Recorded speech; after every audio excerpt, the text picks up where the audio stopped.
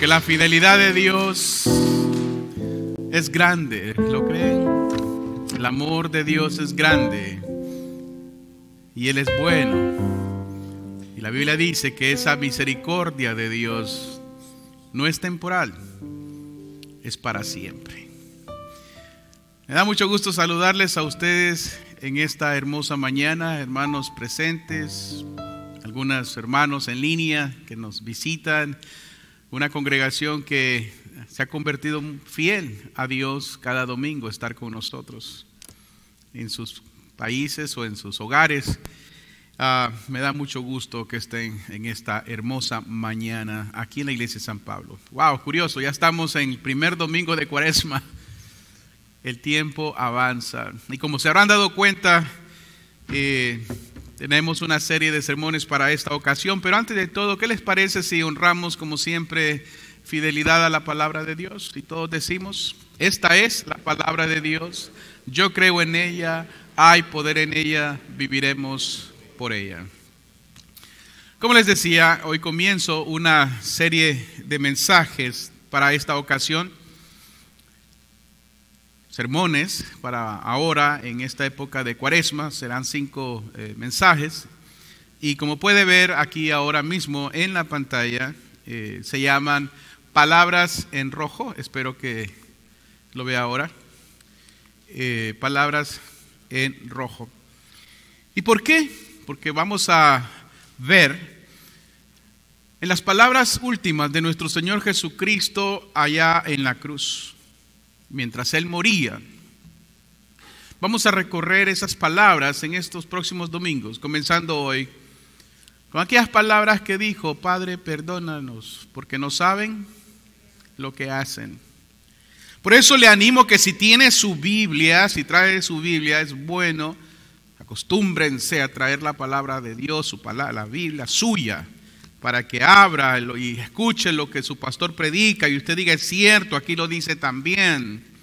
Es importantísimo, principalmente para aquellos que aman a Dios y quieren conocer de la palabra del Señor.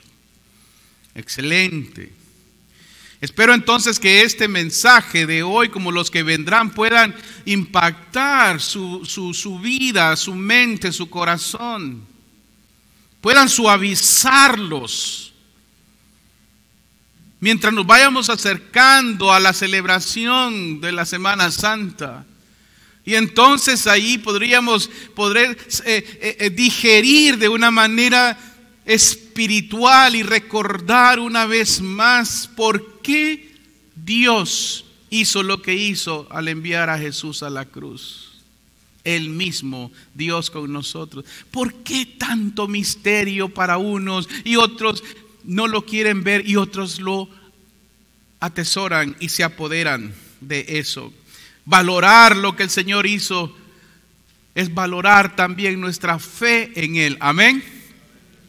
Entonces, para entrar en un contexto amplio de lo que vamos a estar hablando, quiero que observemos algunos pasajes de la lectura que se leyó hace unos minutos del Evangelio. Y en primer lugar leamos Mateo 27, versículo 37. Dice la Biblia: sobre su cabeza pusieron su causa escrita. Este Jesús es rey de los judíos. Y es que a los condenados a muerte en aquel entonces se les ponía un letrero que se les colgaba en el cuello mientras iban a las ejecuciones. Si eras ladrón y merecías la muerte, decían que eras un ladrón y merecías la muerte. Si eras asesino, te decían que eras asesino. Entonces la gente miraban por qué te iban a ejecutar, porque eras asesino. Es interesante entonces que la acusación de Jesús por la misma boca de los sacerdotes judíos dijeron: se cree rey de los judíos. Rey de los judíos, rey de Israel, dice él que es. Y entonces Pilatos tomó eso muy en serio y le puso rey de los judíos.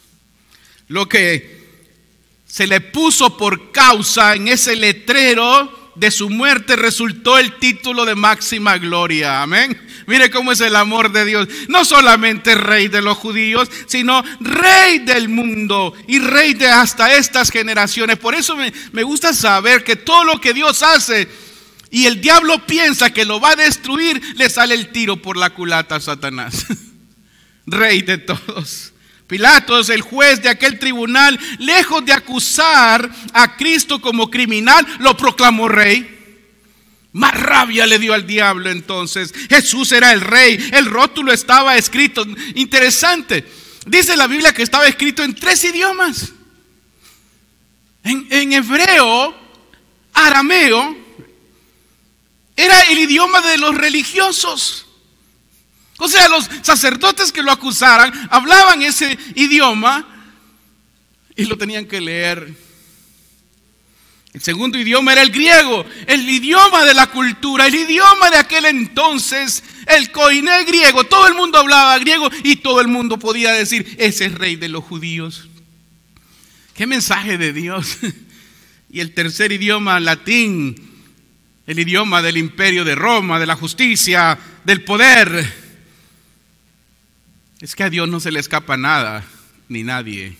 Todos iban a escuchar y saber que en esa cruz, en ese monte del Gólgota, yacía el rey del universo también.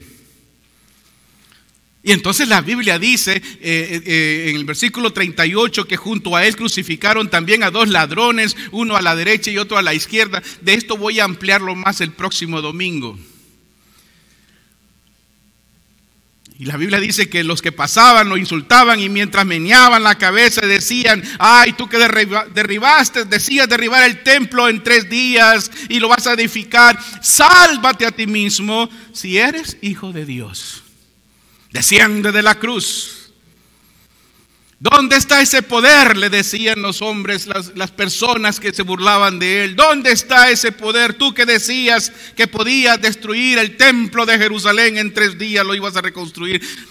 Ahí estás ahora, clavado en la cruz. Ahí no puedes hacer nada.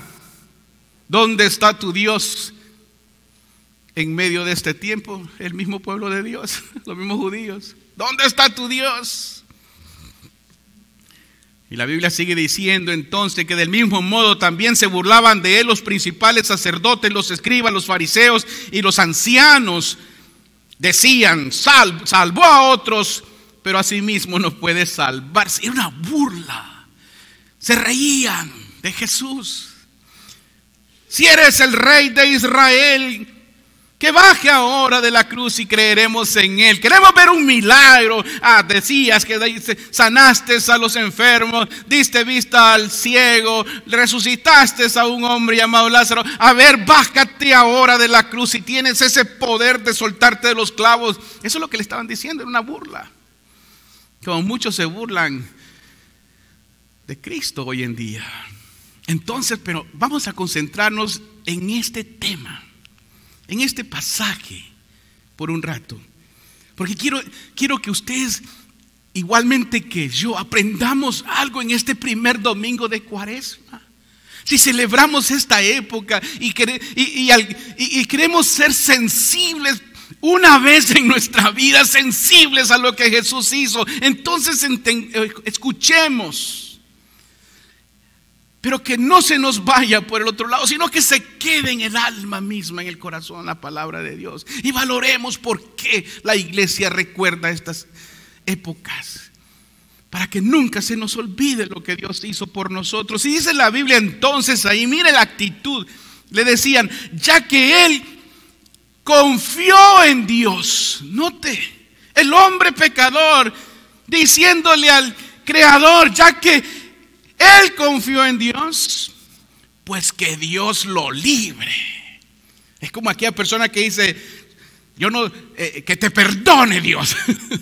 Yo no, sí, esa actitud de arrogancia. Pues que Dios lo libre ahora si lo quiere Él. O sea, como quien dice, si Dios tanto lo quiere que lo libre, porque Él ha dicho, note, soy hijo de Dios.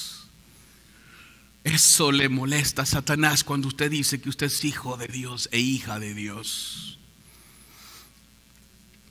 Las siguientes 4 palabras de burla de estas personas llegaron al corazón de quien sea, de ellos mismos, de los acusadores.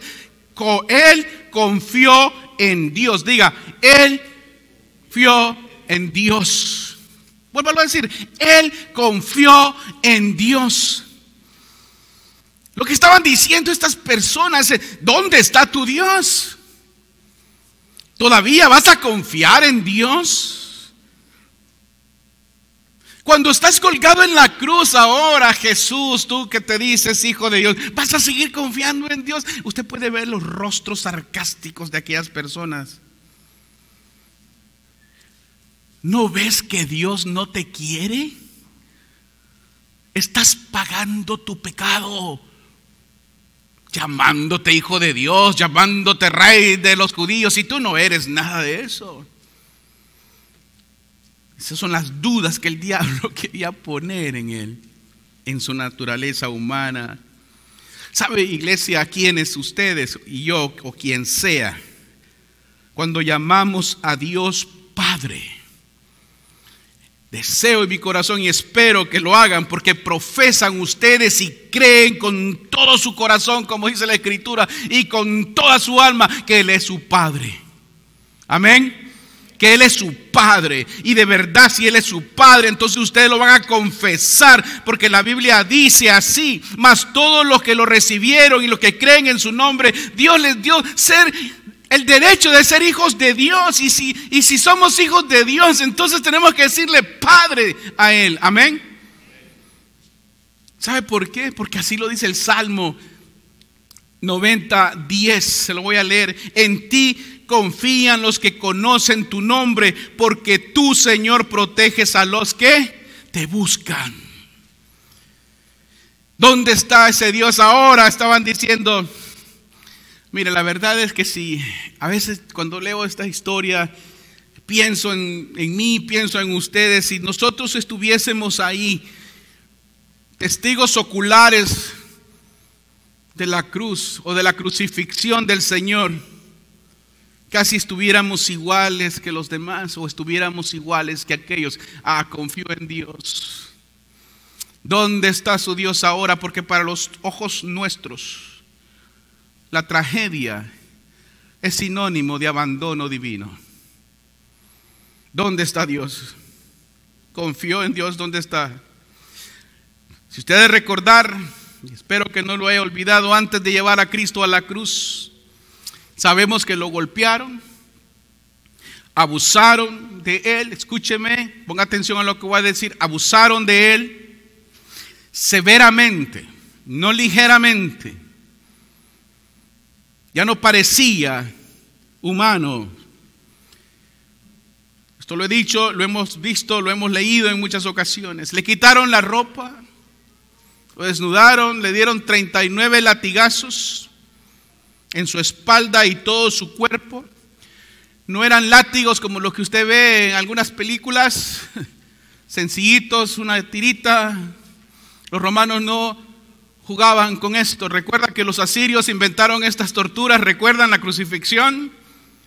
Dice la historia, los látigos tenían muchas cuerdas o cintos, les amarraban metales quebrados, vidrios, y cuando el verdugo latigaba la espalda, esa flagelación, se llama flagelación, arrancaba los pedazos de carne y se los traía.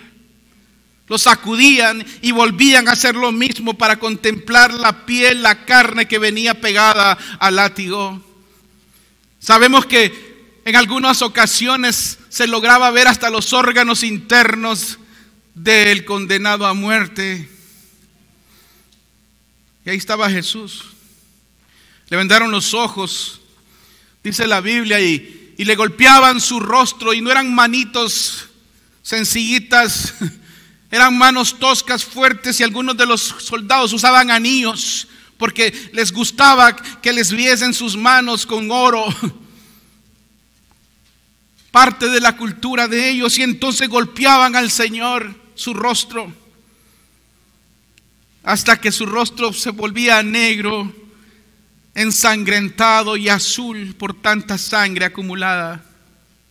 Entonces dice la Biblia que colocaron y como que si eso no fuera poco, y como Pilato dijo que era rey de los judíos, hagámosle una corona, pero no una corona de oro, ni préstame esa corona, está bonita, no, una corona de espinas como otra burla más.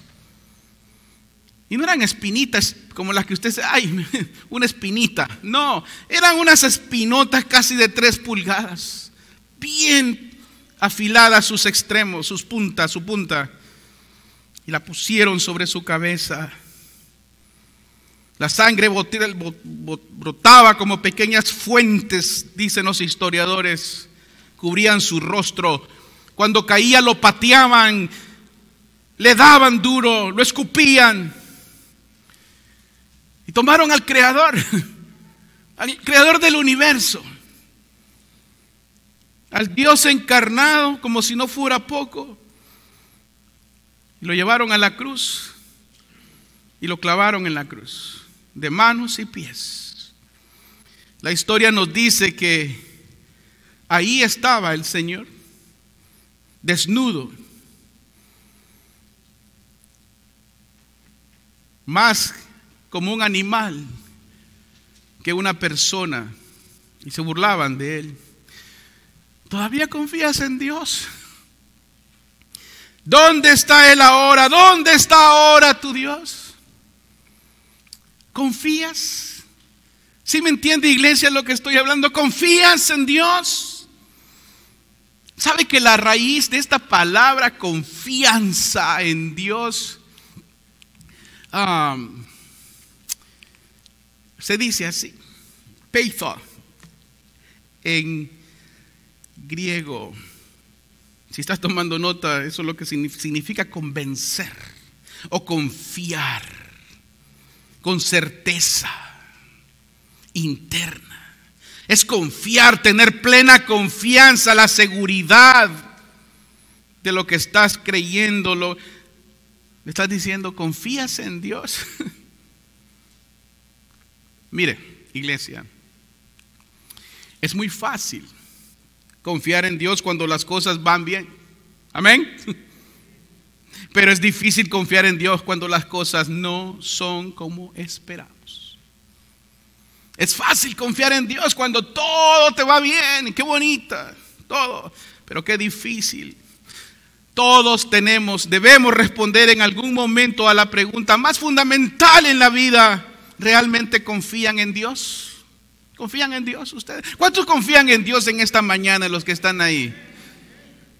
Espero que sí. Es interesante. El diablo vuelve a atacar en esas mismas palabras de aquellos hombres al Hijo de Dios, como lo hizo con Adán y Eva, con que Dios dijo que no comieras. La duda. Que Eva desconfiara de las palabras de Dios. ¿De verdad dijo Dios que no comas? ¿De verdad vas a confiar en Dios?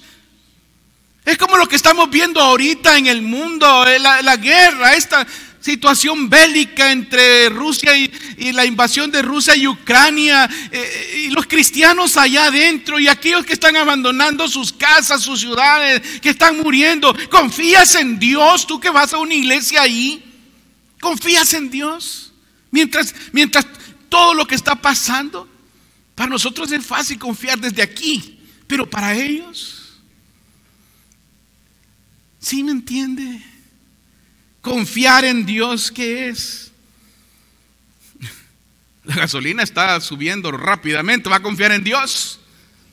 Cuando el dinero no el dólar ya no puede usted más estirarlo porque no es de hule. ¿Va a confiar en Dios? ¿Va a confiar en Dios en la enfermedad? ¿Va a confiar en Dios? Es fácil confiar en Él en la luz, pero mucho más difícil confiar cuando todo en la vida se ve oscuro. Reconozco y le pido perdón a Dios, somos culpables de esa actitud. Hablando de oscuridad, mira el siguiente pasaje. Dice la Biblia que desde el mediodía Y hasta las 3 de la tarde hubo tinieblas. ¿Sobre dónde?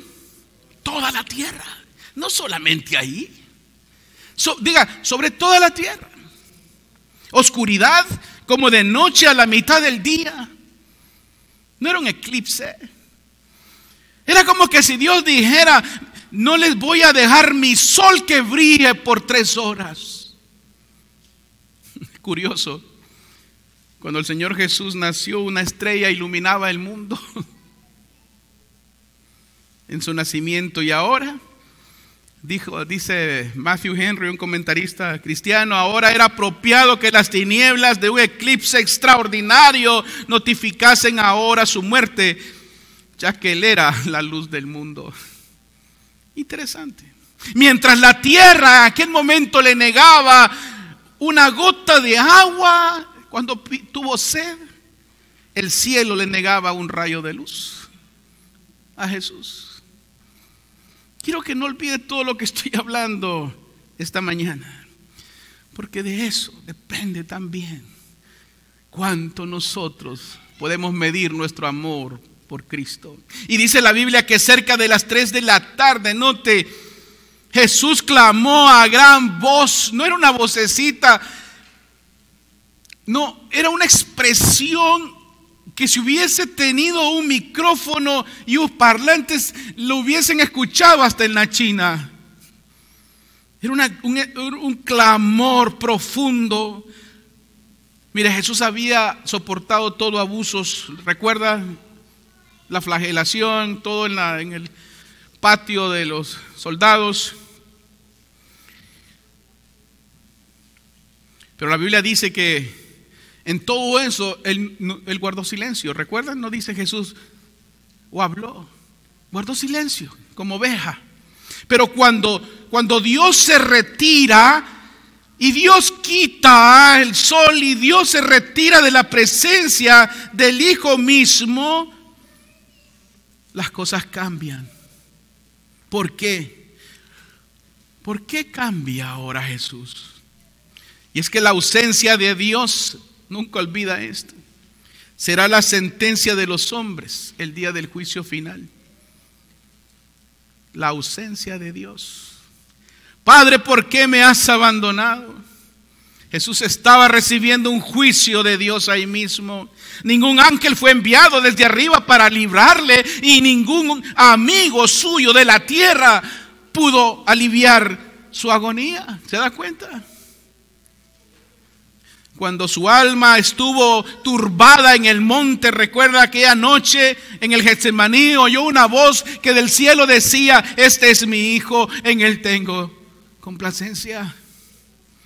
Y cuando en su agonía en el huerto sintió aquella tristeza que sudaba gotas de sangre, dice la Biblia que un ángel se apareció y le dio fuerzas. Y ahora ni uno ni el otro, abandonado en la cruz. ¿Por qué? ¿Por qué Dios se oculta ahora? Porque estas 3 horas oscuras Jesús fue hecho, escuche, en este tiempo oscuro. Por si no lo sabía, lo va a recordar, y si no lo sabía, lo va a aprender. En estas 3 horas oscuras Jesús fue hecho pecado por nosotros. Él estaba tomando nuestro lugar de pecadores y recibiendo el castigo y la maldición misma de la desobediencia del ser humano. Cae sobre él. Por eso este clamor moribundo. Él no ve más al Padre, porque se levantó un muro de separación entre el Padre y el Hijo. El pecado del mundo y la maldición del mundo ahora yacían sobre el Hijo en este tiempo oscuro. Iglesia, es interesante que a lo largo de los evangelios Jesús se refirió a Dios, ¿recuerdan? Padre, Abba Padre, papito, es lo que quiere decir Abba Padre, ¿recuerdan? Y ahora, ¿cómo le dice? Dios mío, Dios mío. ¿Por qué? ¿Por qué Dios? Jesús le dice Dios. ¿Por qué lo llama Dios? Este es quizás uno de los pasajes más tristes de la Biblia, y sin duda uno de los más confusos también. Como dijo Lutero, ¿cómo puede Dios abandonar a Dios? ¿Qué pasó aquí en esas 3 horas? ¿Por qué Dios lo abandonaría? Creo que Jesús hace la única pregunta que casi todos nos hacemos en algún momento de nuestra vida, cuando todo oscurece a nuestro alrededor y cuando no entendemos lo que está pasando. Nos preguntamos, ¿por qué? ¿Por qué? ¿Dónde estás, Dios? ¿Ha vivido esa experiencia? ¿Dónde estás, Señor, cuando estamos viviendo aquellas cosas lamentables? Muchos lo hemos dicho, o lo estarán diciendo en este momento. ¿Por qué estoy viviendo este problema? ¿Por qué? Ándale, dirá alguien, tú que confías en Dios. Escucha, hay que entender lo que la Biblia dice. Mis pensamientos no son tus pensamientos, ni mis caminos, tus caminos. Pero qué buena noticia, iglesia, qué buena noticia es la palabra de Dios que nos dicen estas cosas importantes para nosotros, que nunca debemos olvidarlas. ¿Sabe por qué pasó todo esto? Porque Dios es bueno con usted. Amén. Diga, Dios es bueno. Él es bueno, dice la Biblia, y su misericordia es para siempre. ¿Cómo es que pasamos entonces del lugar en la vida en el que decimos, Dios, no te encuentro en ninguna parte? Porque yo sé que muchos ahora podrían decir, sé que estás conmigo. ¿Cuántos pueden decir, Señor, sé que estás conmigo? Iglesia, sabemos que muchas cosas en la vida cambian. Amén. Cambian. Quizás ahora está usted muy tranquilo, todo está bien, no tenemos problemas, vivimos en Estados Unidos, país de la abundancia.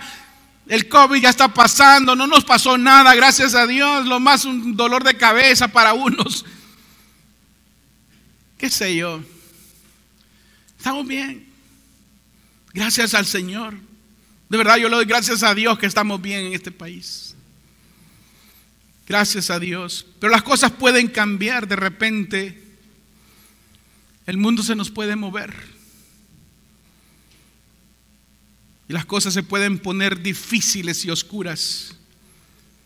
Pero le quiero decir a usted que cuando viva ese momento, aférrese a Dios, que Él nunca cambia. Amén. Diga, me aferraré al Señor, porque Él nunca cambia. Eso es lo que hacen los que confían en Dios. Se aferran al Señor. Por eso,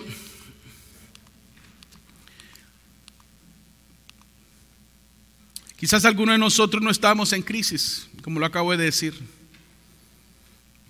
Estamos bien. Gracias al Señor. Y a Dios le agrada verle a usted feliz.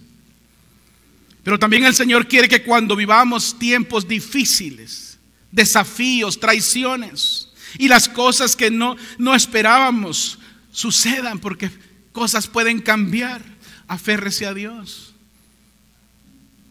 Espero que en este día, en esta mañana, alguien se esté aferrando a Dios. Yo me quiero aferrar a Dios en esta mañana. Amén. Me quiero aferrar al Señor. Hoy nos vamos a aferrar al Señor. ¿Cuántos se quieren aferrar al Señor? ¿Sabe por qué yo me quiero aferrar al Señor? Y espero que usted, porque Dios es bueno.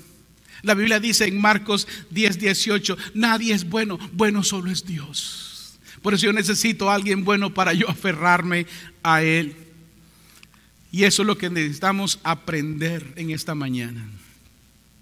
¿Por qué es importante recordar esto, iglesia? ¿Por qué? Porque cuando estamos confundidos y cuando pasan cosas que no entendemos y decimos, Señor, ¿por qué me has dejado en esta situación, en este lugar? No lo entiendo. ¿Qué está pasando? ¿Dónde estás? A veces llegamos a pensar que tal vez Dios no es bueno. ¿Por qué?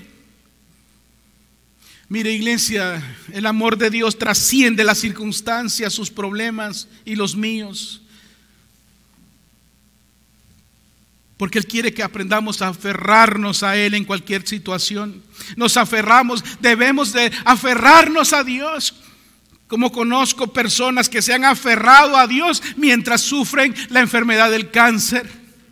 Se aferran a Dios, ¿sabe por qué? Porque Dios es bueno.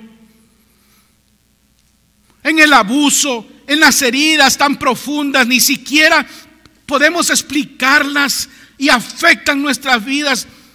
Toda la vida quizás, pero aún ahí podemos aferrarnos a Dios y decir, Dios es bueno. Amén.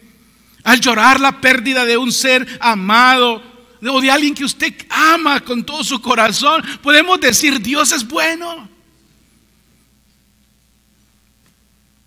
Aún en esta misma guerra que estamos viendo allá en Europa, los problemas que vendrán, podemos decir, Dios es bueno. Amén. Siempre, Él siempre es bueno. Nos aferramos a esas palabras, bueno es Dios. He escuchado personas, aún en el dolor, decir Dios es bueno. ¿Cuántos te reconocen? Recuerdan mi tía Gladys, la hermana Gladys, recién fallece su hijo mayor a causa del COVID. Y yo la llamé y lo que me decía era, yo sé que a lo mejor está escuchándome, está con nosotros. Decía, Dios es bueno en las lágrimas, en la tristeza y en el dolor. Dios es bueno. O cuando la hermana Graciela, el Señor llamó a su esposo, nuestro hermano Carlos, ¿recuerdan las primeras palabras de ellas allá en aquel cuarto, en aquel hospital, mientras teníamos aquel momento de confusión? Ella en su oración dijo, tú eres bueno, Señor. Eso es lo que estoy hablando. ¿Cuándo podemos decir Dios es bueno? Porque su misericordia para Dios es para siempre. En segundo lugar, Dios es para mí. Diga, Dios es para mí. Si Él es bueno, también es para mí. Si Dios es por nosotros, dice Pablo, ¿quién? Contra nosotros. Es increíble. Dios, el autor de todo. La Biblia dice el alfa y el omega, el principio y el fin, el gran yo soy, el que creó todas las cosas. Él es para mí, Él es para mí, Él es para usted. Dígale a la persona al lado, Él es para ti. Dios es para ti, hijo. Dios es para ti, hija. Y Dios es para ti, esposa, esposo. Porque Dios nunca nos va a abandonar, porque Él es bueno. ¿Cuánto le dan la gloria a Dios por eso? Yo digo que Dios es bueno y Dios es hermoso. La misericordia de Dios es para todos nosotros. Dios es para mí. Lo creo, lo confieso, Dios es para mí. Él es nuestro abogado, el creador del cielo y de la tierra. Él está ahí. Él cree en ti también, porque Dios tiene un propósito para ustedes. Aunque el diablo nos quiera confundir y alejar, nos aferramos a Dios porque Él es bueno. Finalmente, Él está conmigo, Él está con usted, amén. Está con nosotros. La Biblia dice en Hebreos 13:5, nunca te dejaré, nunca te abandonaré. Por eso me encanta esta época de Cuaresma, recordar ese amor tan hermoso de Dios, aún a pesar del sufrimiento de Él. Por eso nunca podemos olvidar esto, y es importante saberlo. Esto es buena noticia. No importa lo solo o sola que usted se encuentre o te sientas, o no importa cuán traicionado estés o traicionada, Dios ha prometido estar con nosotros. Amén. Él es bueno, Él es para ti y Él está contigo también. Él lo dijo, estaré con ustedes siempre hasta el fin del mundo. Entonces, ¿por qué Dios el Padre tuvo que apartar su presencia del Hijo? Para que Él, ustedes y yo nunca estuviésemos solos. Por eso. Una vez más, ¿confían en Dios? El mundo le dirá: es fácil confiar en Dios cuando todo está bien, pero cuando todo está al revés, confíe en el Señor. Proverbios 3:5 dice: confía en el Señor de todo corazón. La palabra confianza en hebreo se dice yadá, se traduce como conocer, como saber. El que conoce a Dios sabe de Dios. Conoce a Dios, reconócelo, dice la Biblia, en todos tus caminos. Incluso cuando no entiendas lo que está pasando, reconócelo. Aunque digamos: no entiendo por qué, reconócelo en todos tus caminos. Amén. Lo vamos a hacer. Esto es lo que estoy encontrando en mi vida siempre, espero en la suya también. Cuando mejor conozco a Dios, menos pregunto ¿por qué? Y cuando mejor conozco a Dios, más pregunto: ¿para qué, Señor? ¿Sí nota la diferencia? En vez de ser queja, es una oportunidad que Dios nos da, porque los hijos de Dios, cuando vienen circunstancias, vemos la oportunidad también para glorificar a Dios y levantar el nombre de Dios en todo momento. Él está en mi camino. ¿Por qué? No debería ser, sino ¿para qué? Cuando mejor conozco a Dios, entonces más pregunto: ¿para qué? ¿Qué estás haciendo? ¿Qué viene, Dios? ¿Qué quieres que vea? Como cuento aquella historia de aquel joven cuando el padre le regaló una montura de caballo en aquel pueblo y el hijo quedaba a brincos de alegría, y el hermano mayor le dijo: ¿por qué te alegras por esa montura? Es que ya me imagino el caballo como ha de ser, que mi padre me va a regalar. Así debemos tener esa actitud, no importa las pequeñas cosas, nos debemos de gozar siempre en el Señor, porque Dios es bueno. Amén. O sea, en vez de preguntar por qué, digamos ¿para qué? Jesús preguntó: ¿por qué me has abandonado y desamparado? Porque esa es la pregunta de nosotros. ¿Sabe dónde está la respuesta? En 2 Corintios 5:21. La Biblia dice: al que no cometió ningún pecado, por nosotros Dios lo hizo pecado. ¿Sí entiende esto, iglesia? Él no cometió pecado y en la cruz, en esas horas, Dios lo hizo pecado por usted. ¿Por qué? ¿Por qué? Por estas siguientes palabras: para que en Él nosotros fuéramos hechos la justicia de Dios. ¿No le parece hermoso? Él en nosotros, la justicia de Dios. ¿Por qué Dios tuvo que abandonar al Hijo? Porque Jesús se hizo pecado. En la cruz Jesús se hizo pecado. ¿Y sabe lo que son pecados? ¿Sabe lo que es un pecado? En otras palabras, en la cruz Jesús se hizo orgulloso como nosotros, se hizo asesino como nosotros, se hizo adúltero como nosotros, se hizo lujurioso, mentiroso como nosotros, rencoroso, racista, lleno de odio, avaro, adicto a las drogas, al alcoholismo, pornografía, cualquier pecado que haya existido o exista. Él se hizo eso por nosotros.